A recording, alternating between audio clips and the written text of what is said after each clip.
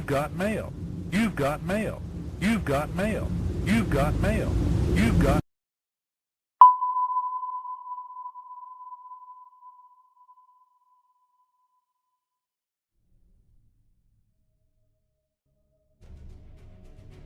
The internet has, since its inception, been filled with some of the most outlandish, horrific, and disturbing content that by today's standards are completely depraved.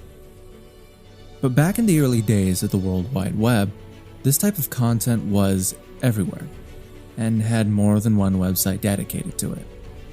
Rotten.com, Ogrish, LiveLeak, and many more, all known for one thing: shock content. This was a very unfortunate part of the early online culture, and still to this day haunts corners of the internet. But in 2014, an anonymous user of one of these sites would take it too far and start one of the biggest ongoing manhunts the internet has ever seen.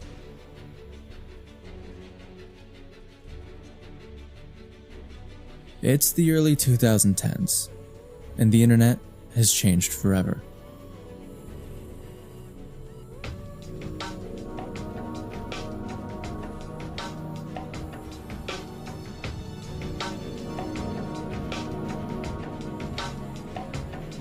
The rise of social media made many websites near fully irrelevant, relics of the past in an instant.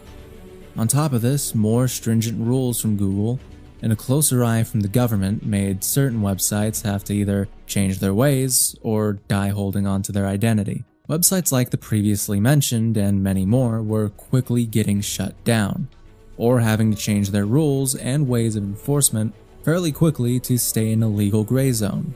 This was due to a court case against the website known as bestscore.com, a website that hosted, well, you can kinda guess by the name. But there was one specific video that they hosted on their website, and it was what got the entire thing shut down. One man, one ice pick. In 2012, Luca Magnotta murdered a man named Jun Lin and uploaded the video onto the website. This then led to the arrest of the owner, Mark Merrick, in 2013, for the charge of corrupting morals, a very rare charge but a very severe one passed out by Canadian law enforcement, prohibiting the creation, publication, or possession of obscene material. This set a major precedent in the way websites were to operate, and as coverage of the Merrick arrest and criminal proceedings started to gain more traction by mainstream news outlets in 2014, more and more public outrage started to come down on Google and the internet as a whole to crack down on sites like Merrick's. On top of this, at the exact same time, a well-known terrorist organization began to post increasingly graphic propaganda online anywhere they saw fit. This led to a massive snowball effect, as other shock site operators saw the outcry and the arrest and began proactively shutting down and restricting content to avoid a similar fate. Because of this, many of these websites could not keep going, and the ones that did wouldn't last very long. Ogrish effectively vanished and became part of LiveLeak, which would be shut down later in 2021. This would be the fate of many of these websites, especially since website host providers started to effect stricter rulings, destroying what little websites like this existed. But on top of this, as stated previously, social media was on the rise and was quickly eating away at the share of user attention that other websites had. The shock sites just couldn't keep up. But unfortunately, one of them tried their hardest and succeeded for a time. In 2014, in the midst of all the website shutdowns and legal battles, one website went by practically unscathed, this being due to the way that they handled the new web hosting terms of service, deathaddicts.com. Death Addicts was a little different from the other major shock websites from the get-go. They were privatized, a closed community of folks in it for the worst of the worst. Unlike these other sites, you actually needed to register an account to be here and view most of the content, with the most risky of content having been locked behind private threads, only for veterans of the website to see. This allowed moderators stricter control over what can and can't be seen with a simple account sign-up. On top of this, they had a very strict proactive moderation policy on anything considered legally risky, as gore itself is not technically illegal. Some forms of it can be, but things such as historical videos and things considered medical fall into legal gray areas. This bought them a lot of time and made them practically immune to the changes. It also made them the de facto website for all things graphic, taking in more and more users from the now gone shock sites that once sat on top of the web. And with this newfound popularity of the site came something sinister, in the beginning of our story.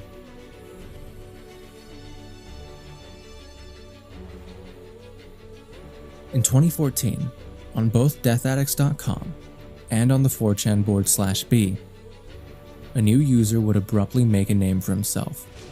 Master was his self-given title, but it wasn't what people would come to know him as.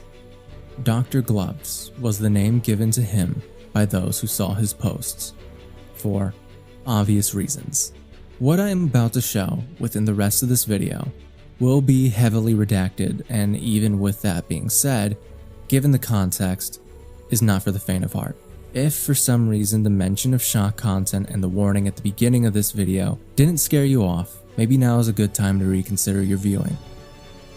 Right off the bat, what Dr. Gloves would post on a Death Addicts would become too much, even for those who regularly enjoy content centered around death and the extreme, as his posts were not your average cartel or horrible accident caught on camera. He was making his own original content. According to Dr. Gloves himself, all of the pictures he was uploading were, to his own admission, self-made. The images he uploaded were something else. All of the photos showed a man wearing surgical gloves and a homemade GIMP mask, most of which would be set in a medical setting of some sort. All of which showed children, fetuses, some of them dead, some of them alive. The images, according to investigators, were released in batches. The first batch released sometime in 2014 and is known as the Walk-In Cooler series. The primary focus of this set was, disgusting as it is to say, infant organs and a deceased preterm fetus he would throw into the air, most of which would be showcased on a broiler pan used for cooking and was clearly brought from his own home, as it looks to have been used over the years. He appears in this set in a blue pair of scrubs with clear latex gloves. The setting in these images are a bit of a mystery still to me, as I don't believe that he is in a walk-in cooler as the title suggests. Let me explain. The wall looks more like painted over wood, like something you would see in a home. I can't exactly pinpoint where in a home this would be, as the lining makes it seem more like a painted over utility cabinet than something you would see in a cooler. On top of this, the sweat shown in these images doesn't really match up. How would it be hot enough in a cooler for him to be sweating like this, as he is in the image? He is wearing a latex GIMP mask, which would get hot fairly easily. But from experience myself of working in industrial walk-in coolers, even having something skin tight would not make you sweat this much, especially if that cooler is meant to host fragile and heat-sensitive material. On top of this, the plate is very clearly not from a hospital environment. I believe that this set of images were more than likely taken inside of his house, in which he smuggled the items out of a hospital-like environment, which is why he was comfortable enough to take these images in the first place. Where and how in a hospital would he have gotten enough free time without being spotted by others or by a camera? Would he be able to not only wear a GIMP mask, but also toy with organs and cadavers? Where in a hospital would you even find a setting that looks like it was completely made of plywood? And why is he sweating so much if he's inside a cooler? The next set of images is far more disturbing. More than likely posted sometime within 2015 came the Morgue series, as dubbed by investigators. This set contained a lot more photos, and a lot more identifying information. In these photos, he appears to aggressively handle and choke deceased infant remains, approximately aged between 2 to 3 months. The individual also poses for photographs while using their left hand to choke a deceased infant. He starts to use a thumbs up gesture next to the deceased infant remains, and using various medical instruments to mutilate or feign mutilation of the infant remains. The setting here was a lot more medical than the first photos, and through that, investigators actually had some leads. In these photos, the setting is an unkempt, old-looking wing of a medical building. The floors are stained and in some parts cracked, as if it has been unused and unkempt for some time, with wooden and what looks to be falling apart interiors. Yet there's modern medical tech here, refrigerators, lifts, from a company that investigators found to be Mortec Manufacturing. The models could be from the M600/2 or M600/3 series, dating from 2005 to 2012, meaning this was still clearly being used as a medical facility, despite being so worn down. Mortec Manufacturing ships across the country and even into Mexico, but the vast majority of its business comes from the West Coast, pinning this to be more than likely in California. On top of this, it's a known fact that many coroners' offices and morgues run on very thin margins, meaning that upgrades to these buildings rarely happen, if at all. UCLA is known to run many of its medical buildings out of old, dilapidated buildings, along with morgues and coroners' offices. So unless we can pin where this exact floor pattern is, I doubt we will know exactly what building this is in. But there was another piece of evidence in these photos that seemed to be a major glaring mistake for Dr. Gloves. His badge was right there. In two of the images sat a badge at his side, Edwin Balians. We had a name. Edwin Balians was or is a doctor working for the Glendale Memorial Hospital. We know of that because of internet investigators. Once this was found, he immediately started to get hunted down. This led to constant harassment toward Edwin, and honestly justifiably so, but unfortunately found out too little, too late, that the badge was a red herring. Upon further investigation onto the set of images, it turned out that the badge was photoshopped in. Dr. Gloves, or a troll, was very meticulous. This was very clearly thought out, but I questioned where he could have even gotten the badge in the first place in order to Photoshop it in and frame an entirely different doctor. Then came the third set, and it's honestly even more disturbing than the last. And this is due to the fact that unlike the other images, this one has a live child, not in a medical setting. These showed up sometime in 2015 to 2016. The first three show Dr. Gloves holding a hobby X-Acto knife set that you can buy from any retail store across the country.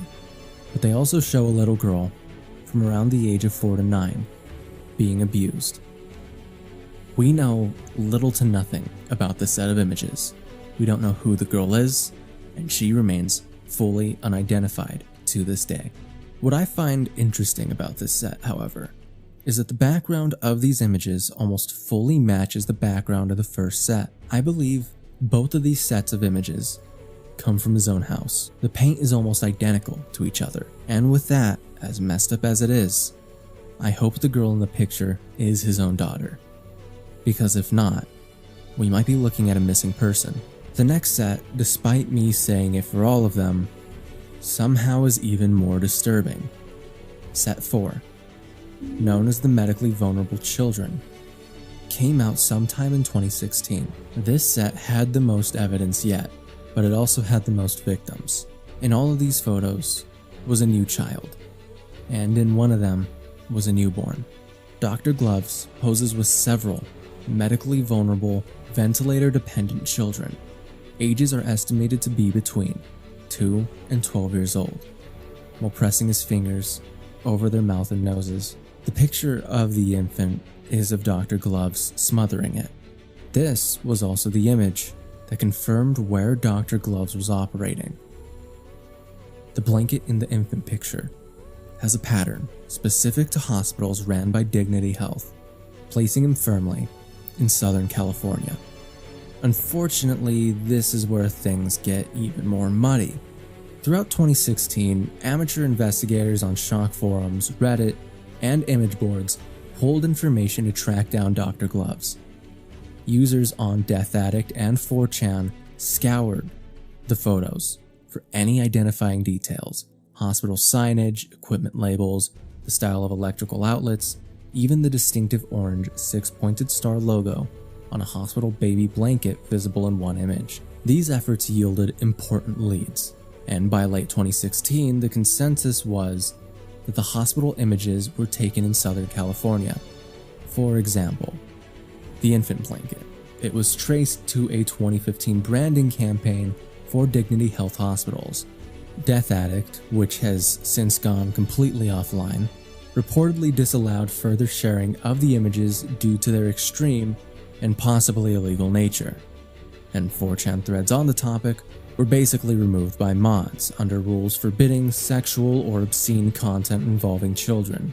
The case, thus, entered online folklore as an unresolved internet mystery. On top of this, almost every single post relating to Dr. Gloves before 2023 on any website has basically been erased, making it fairly difficult to get any newer information. Luckily, a true crime podcast known as Invisible Choir has made a dedicated website with all of the information currently known, along with the images. Any clues that could have been in the original posts have been deleted. That, mixed with a lot of misinformation and trolling, has led to a bit of a muddy dead end. Most of the investigation was done within 2018, but would die off only to be revived again in 2021, thanks in part to the crowdsourced findings on Reddit. This case was brought directly to authorities. In 2022, the San Bernardino County Police opened an official investigation. Investigators reached out to Dignity Health, the hospital network, for any help they can get. By consulting hospital officials, they confirmed that several photos in one series were indeed taken at a Dignity Health campus in San Bernardino, California, but have confirmed that whoever this person is was not in their system, yet somehow got access. This meant that at least some of the abuse occurred on actual hospital premises. However, hospital records showed no employee matching the suspect. The perpetrator was likely an outsider who gained unauthorized access, not a staff doctor or a morgue worker.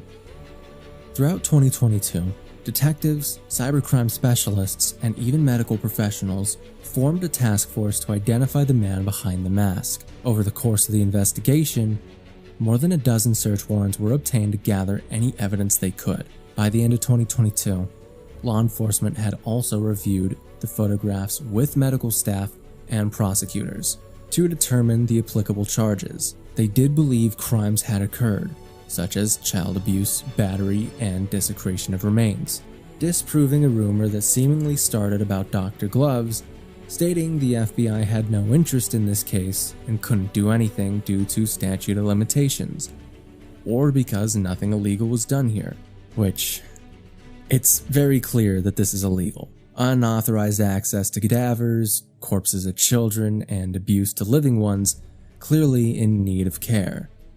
I honestly am a little shocked that it was a theory in the first place, but that's what happens on the internet.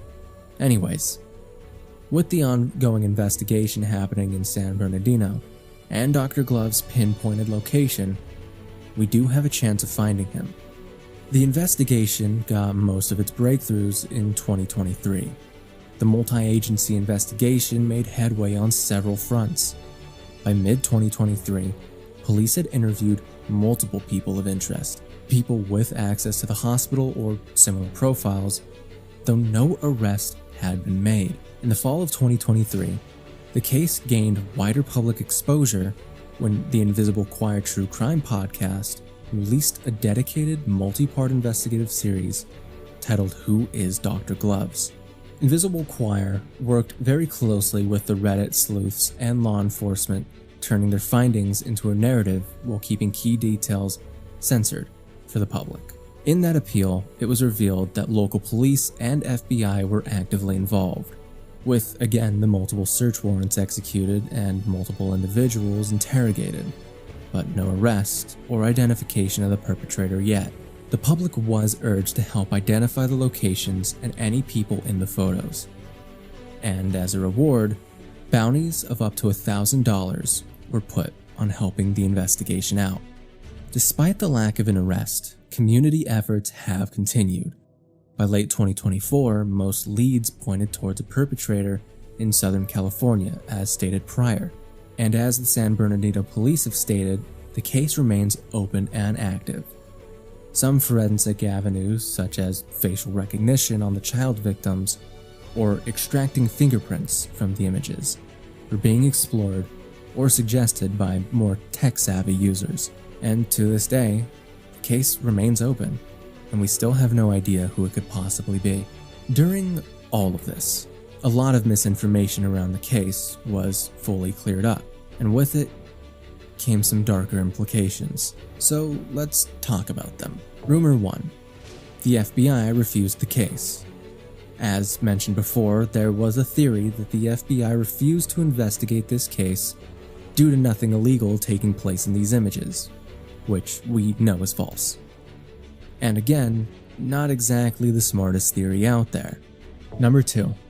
Dr. Gloves is a child mortician or staff member at the community hospital of San Bernardino, or in the broader California region. This theory relies on the idea that he worked in hospitals, but we know he doesn't. So as much as this theory makes sense, it's just not applicable here. On top of this, child mortician isn't actually a career, as there's zero distinction between a normal mortician and a child mortician. It's just the same. Number 3. There is one individual behind the Dr. Gloves series of images. This one I wish was true, but we know the internet. During the investigation into Dr. Gloves, it was noted that multiple images from the sets were not from the original Dr. Gloves, 2 of which were from a Mexican hospital training video, thank God, but the others unfortunately point to something even more sinister. There were copycats. But yet again, we don't know that for certain, and it's more of a leading theory than concrete. We do know from the angles taken in the photos that he may not have been alone during the photo shoots, but it's possible he was just using a tripod. But that's just me hoping.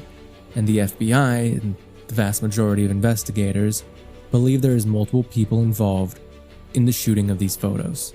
There is still a lot about the case that needs to be answered, and a lot of that could help uncover who he truly is. As per the Who is Dr. Gloves website, the 3 main things they need help with in this investigation are as follows: identifying the location and authenticity of the infant brain photos depicted in Series 1. One of law enforcement's primary remaining questions is where the alleged infant brains and other organs were photographed, and how Dr. Gloves got access to multiple infant human organs without being detected by facility staff or through typical autopsy protocols. Identifying the location of the morgue and the relevance of photos taken there. We have yet to definitively link the morgue photographs to those taken at the Dignity Health Hospital campus in San Bernardino. The location of the morgue is key to determine whether or not these photos are connected to the child exploitation and abuse, or if they were merely added to the collection from somewhere else for shock value. And of course, who is Dr. Gloves? We have already gone through every single image and identified the brands and types of gloves, clothing, and other potential identifiers captured in these horrific photographs. We need your help identifying these locations and the person or persons behind the mask, capturing and distributing the photographs. And a personal question I have for this case is how exactly he got his hands on this man's badge in order to Photoshop it. I personally feel like it would be a little bit harder than just to Google search a doctor's badge, who just so happens to work in the branch of hospitals that you're targeting. There are a lot of questions, and hopefully soon we get our answers. Thank you to everyone who is participating in this investigation. It's a huge undertaking. And a special thank you to Invisible Choir for your investigation and bringing more awareness to this case. I'll be linking their website and their podcast down below. This case was one of the darkest that I've had to look through for this channel so far. It is quite up there, and I hope to God that one day that Dr. Gloves gets unmasked, and hopefully this video helps get some new leads, or just get some new eyeballs on the case. Stuff like this is a grim reminder of just how depraved the internet can be at times, and it always leaves me to wonder, just what else is there, out there, in the World Wide Web? Anyways, have a good night.